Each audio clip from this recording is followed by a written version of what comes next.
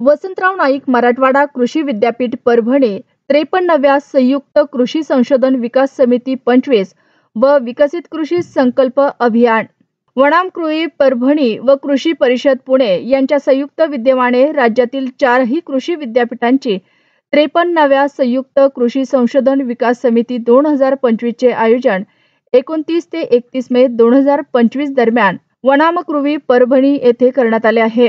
देशभरात दिनांक 29 मे ते 12 जून 2027 दरम्यानच्या विकसित कृषी संकल्प अभियान राबवले जाणार आहे।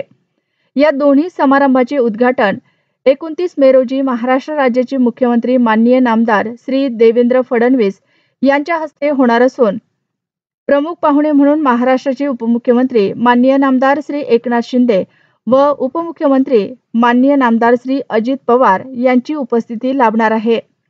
कार्यक्रमाच्या अध्यक्षस्थानी कृषी मंत्री माननीय नामदार ॲडव्होकेट माणिकरावजी कोकाटे राहणार असून कुलगुरू माननीय प्राध्यापक डॉक्टर इंद्रमणी हे स्वागत अध्यक्ष आहेत। पशुसंवर्धन, पर्यावरण आणि हवामान बदल मंत्री माननीय नामदार श्रीमती पंकजाताई मुंडे, सार्वजनिक आरोग्य व कुटुंब कल्याण, पाणी पुरवठा व स्वच्छता, ऊर्जा, महिला व बाल कल्याण, सार्वजनिक बांधकाम राज्यमंत्री तथा परभणी जिल्हा पालकमंत्री माननीय नामदार श्रीमती मेघनाताई साकोरे बोर्डीकर, कृषी वित्त नियोजन मदत व पुनर्वसन, विधी व न्याय कामगार राज्यमंत्री माननीय नामदार ॲडव्होकेट आशिष जयस्वाल, कृषी परिषदेचे उपाध्यक्ष माननीय नामदार श्री तुषार पवार यांची प्रमुख उपस्थिती आहे। परभणी जिल्ह्यातील राज्यसभा सदस्य, लोकसभा सदस्य, विधान परिषद सदस्य, विधानसभा सदस्य व विद्यापीठाचे कार्यकारी परिषद सदस्य आदी मान्यवरांची उपस्थिती राहणार आहे। महाराष्ट्र राज्याचे प्रधान सचिव, कृषी परिषदेचे महासंचालक, कृषी आयुक्त, कुलगुरू हे कार्यक्रमाचे प्रमुख अतिथी आहेत। सर्व संचालक यांच्यासह जवळपास 300 शास्त्रज्ञ उपस्थित राहणार आहेत।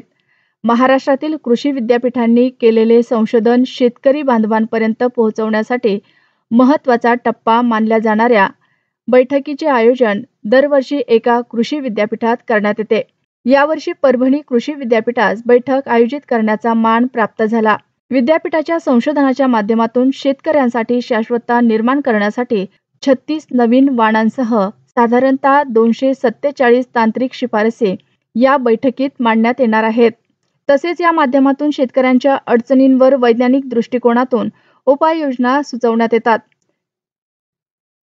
व्हिडिओ कसा वाटला हे कमेंटमध्ये नक्की सांगा आणि आपल्या चौथा स्तंभ या चॅनलला सबस्क्राईब करा आणि लाईक आणि शेअर करायला विसरू नका आणि पाहत रहा चौथा स्तंभ।